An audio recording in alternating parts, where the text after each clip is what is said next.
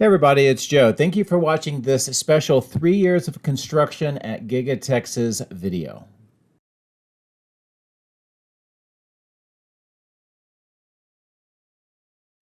Starting back in July 2020 with the initial construction, we then moved to the growth phase in July 2021. Then we saw the start of production in 2022, and now we have the expansion in 2023. There's been a lot to see, a lot to document over the last 3 years here at Giga Texas, and the Quad Squad has helped bring all of these images and updates to a worldwide audience. You may be wondering, so who are the Quad Squad? Well, that's a very good question, and Jeff Roberts from the Quad Squad summed it up nicely in this short 2020 video. And a lot of the information I'm going to share with you is from the Quad Squad. The Quad Squad is 4 YouTube drone pilots that cover Terra, Texas, and they are me, Jeff Roberts, Joe Tetmeyer, whose channel is Joe Tetmeyer, and then we've got Randy from Gigafactory Texas, and Jack from Texas Terrafactory, and the 4 of us decided to coordinate just for safety and for maintaining our investment so we don't crash into each other flying the site all the time. And then we became friends and we started trading information and screenshots, and before you know it, we've got like a whole kind of brain trust going with the site. So we all kind of benefit each other with what we each individually learn, we bring to the table, so that way everybody can benefit from the information. And so a lot of what I'm going to share today is from the Quad Squad, so thank you in advance, Joe, Jack, and Randy, for all of your friendship. Thanks, Jeff, for that great introduction. So let's get into the interview. All right, well, this is a special event here today at Giga Texas. It's getting ready for the 3-year anniversary of construction here. And as we've seen before, I've brought together the Quad Squad, and we've had a little discussion about our thoughts about the last 3 years. And today I've got Randy. He was one of the original members of the Quad Squad out here today. And it's a pleasure having you, and thank you very much for coming out. Thanks for having me, Joe. Now, you have a website, and talk a little bit about that real quick, and then we'll talk a little bit about the history here and what our memories are.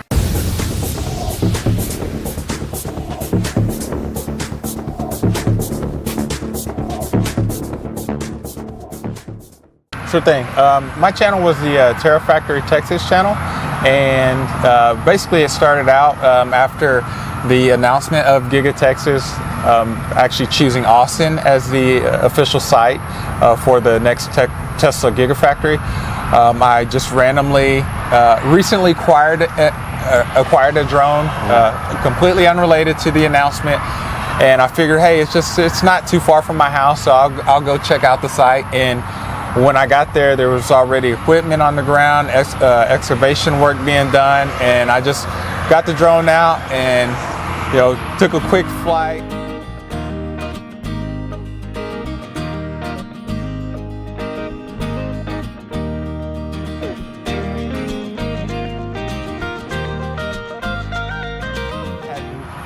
No idea how it was going to turn out. I had never made a YouTube video or anything before. Got home that night, quickly edited the video, just kind of, just put some makeshift titles and bare minimum work into it, and posted it. And the reaction from it was amazing. Basically, everybody wanted me, and also everybody else in the Quad Squad to just keep filming and to basically document this construction of this factory. And so that's pretty much what started it. And so I kept at it pretty consistently for about two years, and I'd probably say it was one of the craziest but also most fulfilling times of my adult life.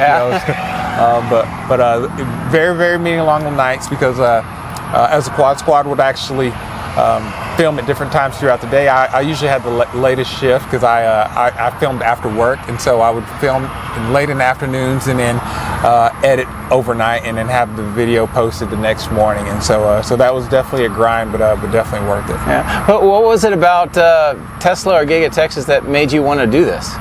I just always been a fan, and I had some regrets in my previous career. I remember first hearing about Tesla as an electric car company, and at the time when pretty much everybody drove an ICE vehicle, you always had the thing, man. What would it be like to not have to always get gas, or what's the future going to be like? And when Tesla finally, came to fruition, I remember hearing about it like in 2006 and hearing about this Elon Musk guy, and just kind of, and the vehicles that he actually was showing were based off of the Lotus Elise chassis. Right. And so they weren't ugly electric vehicles, and up until then, the only thing you heard associated with electric vehicles was just golf carts. Yeah. And then I think, and also at the time, I think the hybrid Prius and maybe the Nissan Leaf. And other than that, but those weren't very, to be honest, very appealing cars to the majority of people. And then, Tesla just seemed like they were doing something different. And so I started following the company and have been a fan ever since. Because basically, the plan that they outlined out there, which is dead simple, they just follow the steps, and everything that they said in this plan, the master plan, they followed it to a T, and it's come to fruition. Yeah, well, very cool. Now, you came out here when you heard about the announcement. You got a drone, you started flying. Did you know that other factories, Tesla factories, were being covered by drones? Did that kind of inspire you, or how did that work? Yes, in terms of inspiring me, it didn't at the time, but I, like yourself and everybody else, it was extremely helpful and knowledgeable to have people on the ground in these other locations around the world just filming. Yeah. And I would be lying if I said that I didn't learn anything from watching those other, those initial drone pilots just kind of show us the ropes in terms of, probably how we should plan a flight path, or get certain angles of the building and whatnot. And so I think it was very beneficial to have them kind of go before us, and then having the opportunity to kind of replicate what they were doing here in Austin was I think definitely something that I felt proud of. Unknowingly at the time, I didn't know any of you guys were going to be doing it at the same time, and so I think all of us probably had the same thoughts. And it kind of brought us all together, and we chose common bond, and it's worked out great. It's been a super amazing experience. Well, like you said, when I started, I had no idea what I was getting myself into. Not only just flying the drone, but covering a factory, doing the video, making videos themselves, editing, putting them on YouTube. That was quite a learning curve for me. I'm sure for you as well. Yeah, it was. It's crazy that I've had some previous video editing experience. Back when I was in college, and a little bit in my previous career, but nothing to the point where like I would have to do it consistently on a daily basis. And the last time that I actually did it, the software was so different. And there's so many more choices available for editing software today, and all of which are very good. And so it was just like learning all of this on the fly, because there was no plan going into this.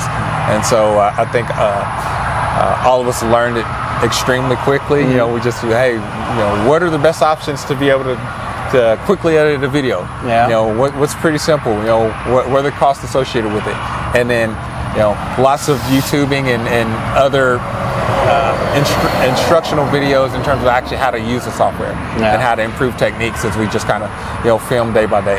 All right, well, here, we know that Giga Mexico is going to be starting pretty soon. I've had a lot of people ask, are they going to have drone pilots down there or so forth? And my personal opinion is it's a great opportunity for somebody to start that up down there. What advice would you give to somebody who's thinking about starting following the construction of Giga Mexico?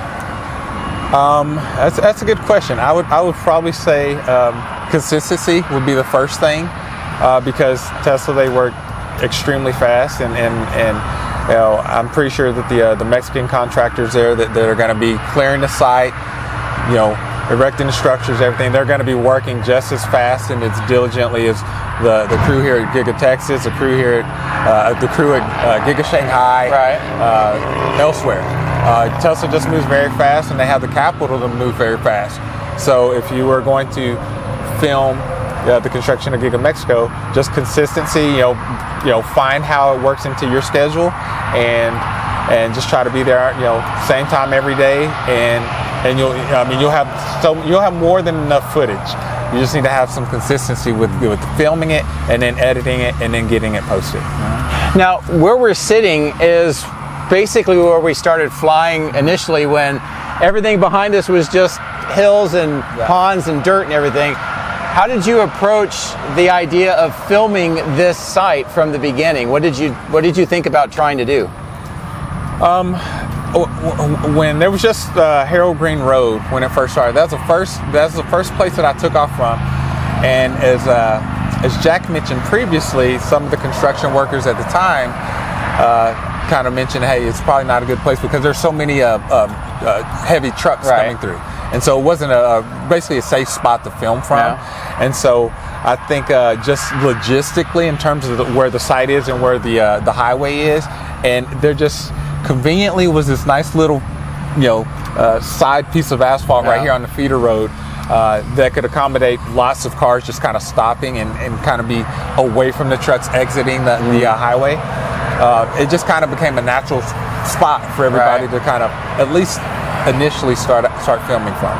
And so that's basically kind of where I filmed the vast majority of the videos for the first year. After that, I kind of moved up a little bit forward past the light and just kind of started approaching from the north, and that's kind of where I finished filming my videos from that perspective. Why did you relocate yourself from here? Is there something that you learned with flying the drones as far as when a structure starts being put together? Oh, yes. Yes. Once the structure actually started, lots of steel, lots of concrete. Once all that started, being erected, and we actually had like a physical building we could look at, it interferes tremendously with your signals. And so before that was the case, we could film from right here, and we could fly the drone way to the southwest side with no problem at all. But as soon as this building came up, your signal, you can't even get, on the other side of this building from right here behind us without your signal dropping. And so it was better to go a little bit further up, and then it can disperse the signal because the drone's, hundreds of feet in the air by then, and it just works much better. Almost zero interference just from not being directly next to the building and the construction materials. Yeah. So you learned a lot about flying the drones, not just how to make it go up or down or left or right, but you learned a lot about signal positioning, sun angles, all that kind of stuff. So what would you say to somebody thinking about covering a factory using drones on those aspects? Yeah, I would definitely say that think of it as filming a moving target, even though the subject, which is going to be the factory, is going to be stationary. But as that factory grows in size, you may have to pivot and relocate. So beforehand, scope the entire plot of land out so that you have secondary points to film from already in mind. Yeah. Because you may not know, and again, going back to the consistency for when you want to film, what traffic's going to be like on that day. There could be some other hurdles that just pop up for whatever reason. But if you can't film, or there's suddenly signal loss because of something, the structure suddenly created this signal loss that wasn't there before, you need to be able to think, okay, well, let me relocate to here. And so instead of having to actually search for that spot, at that time, and remember, you're losing daylight at this point, then you have to have it already in your mind. Okay, I know of this spot right here. Let me go hop in my car, drive over there real quick, see if I can, film from there without getting any interference or anything like that. So just having those things just kind of pre-planned in your mind, those are going to go a long way. And just being able to pivot and just knowing the lay of the land is probably the biggest thing. Well, awesome. Now let's just talk a little bit about Giga Texas itself. When you first started out here, it was just dirt. What was your thoughts about how they built this factory, and did it go as fast as you thought, or did it get slower? What do you remember about that early time? I think it went, strictly judging off of the pace of Giga Shanghai, I would say that they probably matched that pace. Now, granted, this was a much bigger factory than Giga Shanghai. I think Giga Shanghai took them 9 months to complete. Which and it's a large factory in itself, but this one is much larger, and it took a little over a year and a half, close to 2 years to get most of the outside structure completed, and at that time, the outside structure wasn't completely done, and they're already working on building cars, and so that's kind of where it's hard to put a bullseye on when the factory was actually done. Which I mean, look at it right now. I mean, there's they put up walls and they take walls down and they start doing something else. So we don't really know when it's actually going to be done. But I'd probably say they work at a pretty impressive rate. And being a complete rookie when it came to construction and timelines and things like that, and only having the Giga Shanghai timeline to work off of, I'd probably say that it was pretty comparable, and Giga Shanghai basically broke records in terms of what it takes to build a car factory, at least in China, and certainly here in the United States. Oh, cool. Well, one of the things that I remember is trying to figure out what was an interesting thing to video or to cover with the drone. And, of course, early on it was just a lot of dirt and everything. But later on, stuff started getting built. And we started hearing rumors about things. One of the things that I remember about you is there was a discussion about an internal road of the factory. And we kept looking for this road. So talk about that a little bit. Yeah, I think that discussion came from some plans that were released. I think the first set of plans that was released of the actual factory, there was this right down the middle. There was this it looked like a road, and I can't recall or not. Actually, now that I think about it, if Elon ever mentioned there was going to be a road that went through it, he did suggest it. Yeah, yes. And I think that seeing it on the plans and his suggestion. And actually when the factory was actually taking, was going up, and we could physically see this clear gap that was so large. I mean, it clearly made sense that it would be a road, or it could have been a road. And so, at the time, it was just something that it just kind of made sense. Hey, plan said it, Elon suggested it, we're seeing it here, so we're 3 of 3, and so maybe they are actually building the road. And so, in the end, it turned out to not be that case, which was probably just a change of plans, which was probably for the better. But it would have been an interesting. They never change plans here at Giga Texas. No. So it would have been an interesting concept had they still done that anyway. But it was cool to see it. Yeah, I agree with you. It's kind of a suggestion that there's a road, so we started trying to fit everything that we saw into what would be a road. Where the footings were put in, is that wide enough for a road? Or the steel was going up, there's where the road's going to be right there, and it just never really happened. We were hoping, though. We were holding out hope. Yeah. Now, speaking of structures here, we talked earlier, but just talk again. You were the first to see a vertical structure here on the factory, and can you talk about what was it, and what was kind of, I don't know, not really controversy, but a lot of discussion about that first vertical construction here? Yeah, I think we referred to it as the gazebo, just because it looked like a steel gazebo, like you would see like in someone's backyard. It was just 4 vertical steel columns, and this was after lots of excavation and site prep. The first footers had been put into the ground and covered up with dirt, and then one day we came out kind of expecting to see more of the same, and then suddenly we got steel on the ground and four steel posts up. We're like, whoa, what's going on? I think the building's actually they're actually about to start putting the building up. Now, when you said that, what was the response? What types of comments were you getting? I think not just on my channel. I think it was on all of our channels. Just something along the lines of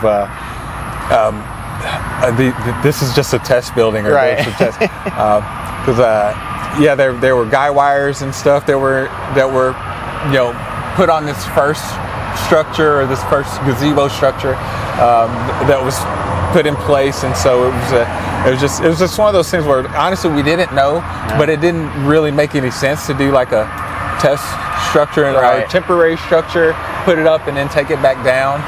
considering all the other steel that was just like that we had on site, and just it was just kind of interesting to kind of see where the conversation went. Yeah. Oh, cool.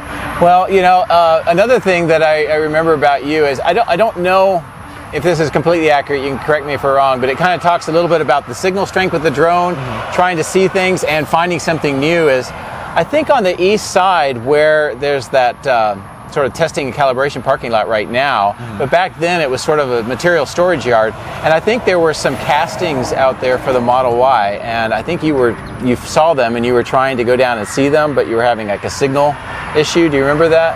Oh man, there are plenty of signal issues. Yeah. I mean, it's weird too that when you mention that, like all these memories are coming back to me. Just as we've been talking about a lot of this stuff. It's like one day you'll go to a certain part of the factory and it will be perfectly fine, and then the next day you'll go and I don't know if they've moved new materials over there or they just built a new part of the factory, and suddenly like your signal starts acting up. You start losing the feed or the connection, or you actually lose your drone disconnects. Luckily these drones are smart enough nowadays. If they disconnect, they'll either initiate the return to home sequence, or they'll raise up in the process of them raising up to make sure they're clear of any structures. The signal will return, and then so if we get the signal back, then that means I don't have to actually waste battery moving the drone back to where it was, because I just got the signal back. But it just had to clear whatever new obstacle or structure was causing the interference. And so seeing the castings put out there, losing the signal, freaking out, not knowing where the drone's going to go, but then getting the feedback, it's just something that you just kind of deal with, and as you experience it more, you learn to not panic as much, you know. Well, and the thing is I think that what's frustrating you is that those are Model Y castings, and you want to get it on video, but you can't get the drone to do what you want to do.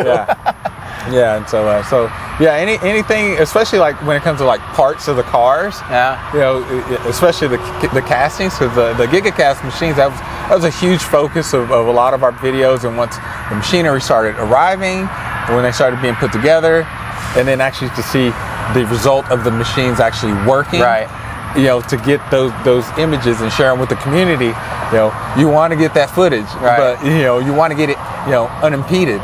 And nice, clear, crisp, smooth shots from start to finish. You don't want to see it, then have the shot zoom out, because the zone starts automatically like trying to return to home, and then you got to come back down and get it. So if you're just like, well, hey, what's going on here? It's like it's a signal thing. Well, talk a little bit also. I don't know if people know what the environment that you're flying the drone with out here is. It's hot. There's bugs. It could be windy. It could be dusty. You have a small little screen, and it's very easy to capture something, but you didn't even see it, and then the viewers come back later. So talk about that. I mean that's a common theme out here. There's so many materials out here, construction materials. The color silver, gray. I'd say maybe a little black too, but silver and gray is just everywhere. Everything out here is silver or grayish shade or tint, and so. Some of the most prized shots that we want are things that also match those color schemes at the time before they're painted. And so it's always in the back of our mind when we're flying. We're always thinking about battery power. We know how the wind is going to affect our battery power. We know when we're at this part of the factory, about how much time we have left before we probably need to head back or come back to change batteries, this, that, and the other. And it's very easy to miss something of high value that we're searching for, such as like a Cybertruck. Oh, did you? Yeah, talk about that. You actually captured the first images of a Cybertruck, or at least you did, but you didn't realize you did. And it's crazy, and it's I mentioned, man, it's one of my biggest regrets of just missing something here. The first coveted shot of the actual Cybertruck on site, and it was they were actually filming a spot for Tesla for I believe it was in their stores.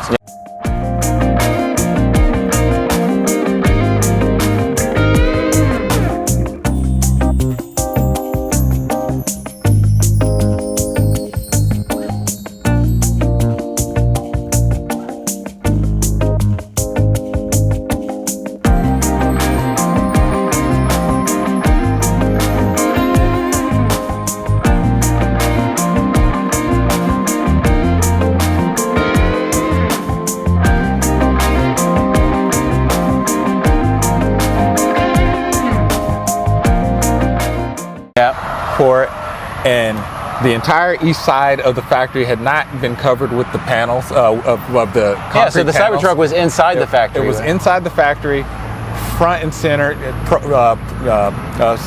side profile view, everything. It was not moving, so I mean, I literally could have lowered the drone right here and just looked at it the entire time, and me going on my normal flight path, you know, I'm going through and I come over here slightly to the left of it, and I come up and you can see it right there to the right. It's just there, just saying, hey, picture me, film me, come spend some time with me. And I completely miss it because everything on that side is gray, and you know, there's some shadows there at the time when those panels weren't there. Everything inside of the building had that shadow, you know, because, you know, sun setting, it was just kind of hard to see, and so I didn't notice it until our viewers noticed it in the video, and then it's just like, you know, one of these moments. And the funny thing is as soon as somebody realizes it, it goes viral. Yeah. And just the number of people that watch it is just incredible. Yeah, I mean, lots of activity on Twitter, on Cybertruck Owners Club. Shout out to them. Excellent forum, and you know, it's just one of those things. So when that happened, it's just like now everybody's like, okay, the Cybertruck is here on site. And then I think right after that, there were, it was either earlier that day or right after that, there were more. That's when all of the sightings of the Cybertruck on the premises actually started, where they actually showed it to the workers and whatnot, and Elon came out and had this big thing out there at the tent with the workers and stuff. So that was cool to actually see and know that, hey, we know it's lurking around here somewhere. Exactly. So to be more aware of it. Now, the Cybertruck has a special place in your heart because you have a reservation for it. And just recently we heard from Tesla officially that the first production Cybertruck was completed here at Giga Texas. Yeah. So tell me about, you know, thinking about, you saw the first one here when the factory is, you know, just barely being built, and now that it's being produced, what does that mean to you, and, you know, what are your thoughts? Man, it means a lot. I mean, you know, this of all vehicles ever announced, whether, you know, when you go back to when you were a little kid and you had like posters of like supercars, like Lamborghinis and Ferraris and like, you know, all of the nice cars and trucks that we have right now, you know, they're all cool when they do what they're supposed to, but none of them were polarizing like the Cybertruck. The Cybertruck has this polarizing design, which when unveiled, I mean, I'll be the first to tell you, I was not expecting that design. Yeah. But I mean, I think after it was unveiled and you actually looked at it and you saw the vision and you know, some people will say it's ugly. I don't think so. I mean, it was just, I just was not expecting that when it was first unveiled. But then the more you look at it, it's just like, man, this is an awesome design, awesome truck. And I think that, you know, even with Tesla announcing that the first one has been built here at Giga Texas, when it starts rolling around on the streets of Austin and people see it, I think that their reservation numbers are just going to go through the roof. I mean, everybody's seen what a truck looks like. A truck, you know, there's nothing wrong with the truck, but I mean, you want an electric truck, like the best electric truck, and the form factor that it has, what it can do, and just again, it's just a polarizing design. And I've seen it in person at the Cyber Rodeo event. When you see it in person, it does, the videos and the pictures, they don't do it any justice. When you see it in person, and everybody who has seen it in person has said the same exact thing. Yeah, well, that's very cool. So are you going to be at the Cybertruck initial reveal, I guess, here, or the delivery event? I'm hoping. Elon Tesla, let's get the quad squad in there. Let's have another you know, Giga Texas event, and I mean, the first one we went to at Cyber Rodeo was amazing. I know I have an uncle who's a huge Tesla investor fan. He got to come to one of the investor meetings. He didn't get to come to the Cyber Rodeo, but he came to one of the Tesla investor meetings. He had a blast. I mean, it goes back to you know, just reiterate what we were saying, like no company that we know of does investor or community events like Tesla does. So absolutely. So we started with sand and gravel behind us right here. You've seen it develop to this point, and now just what are your thoughts on how quickly it got to this point, and then where do you see them going in the next couple of years? I think just how quickly it got to this point. I mean, this is, I mean, night and day difference. This is beautiful. This is my first time actually sitting out here for a while since the Cyberburn was completed, and I mean, it's beautiful. I mean, it's over 100 degrees daily here in Texas, and I mean, the type of vegetation, foliage, everything. I mean, everything was just done with, efficiency, strict planning. And I mean, it's just everything's just green out there right now. Yeah. I mean, and I mean, it's just a beautiful facility, and the way that they went about building everything, and for those of us that were construction ignorant, not knowing the processes or the most efficient ways, and many of us question, well, why did they lay this concrete but then break it up like 2 weeks later? And we learned a lot that it's just faster, cheaper, more efficient to just do it that way, and for them to just keep on plugging and moving forward. And we have this beautiful facility, with, for the most part, was already producing vehicles in under 2 years' time, which is, despite the massive size of it and parts of it still not having full wall panels filled up, but a completely separate part of the buildings producing electric vehicles is just flat out amazing. And then from there, what do I think that they're going to do next? With this piece of land, it's just, I don't know, sky's the limit. I would think that we haven't heard much semi talk in terms of Giga Texas, aside from when it was first announced. Right. I would think that maybe as they built the factory and kind of got it, got the shell up, and they're rocking and rolling inside, that maybe some of that might change, where they might say, okay, well, let's actually build another separate building for the semi and actually go that route. I could see that happening, because basically that's what they've been doing at Giga Nevada. Aside from the expansion there, and they can't make them fast enough there, so why not? And again, that's all the way on the West Coast, almost to the West Coast where Nevada is. Why not make a central hub to build semis and provide for Central and East Coast? Yeah, well, I agree with you. I think that construction is going to go on here for a long time, and there's going to be plenty to see. And who knows, maybe if you decide to come back out here and start flying again, you can have plenty to capture. Oh yeah, definitely. But anyway, I just wanted to say thank you very much for coming out here and sharing some of your thoughts on this 3-year anniversary of Giga Texas. All the work that you did as well, covering it for 2 years. That's a pretty big commitment. And I know that you, through your channel, inspired a lot of people around the world that are so interested in this. But I just want to say thank you very much. And it's a pleasure being back out here with you again. And for everybody watching, take a look at Randy's YouTube channel. He's got quite a bit of videos, especially from the early days here at Giga Texas. And each of us at the Quad Squad approach things a little bit differently, so you'll learn a lot more from Randy, and especially how you did the video intros when you kind of gave a description of what was going on that day. So make sure you check it out. And any parting thoughts to the viewers here about Giga Texas on 3 years of construction? If you haven't had a chance to get out here to see it for yourself, you've heard the stories about the size of it, but again, this is one of those things where if you actually get the opportunity, this would probably be a bucket list item if you're a Tesla fan, to just see it for yourself. There's again, a beautiful facility. We can't wait until the public tours actually start. Hopefully soon. and they kind of get, I think, the ecological paradise in place, and we can all just kind of come out and hang out and just kind of see it. Definitely something to put on your list. And again, check out Joe's channel, check out Jeff's channel, check out Jack's channel.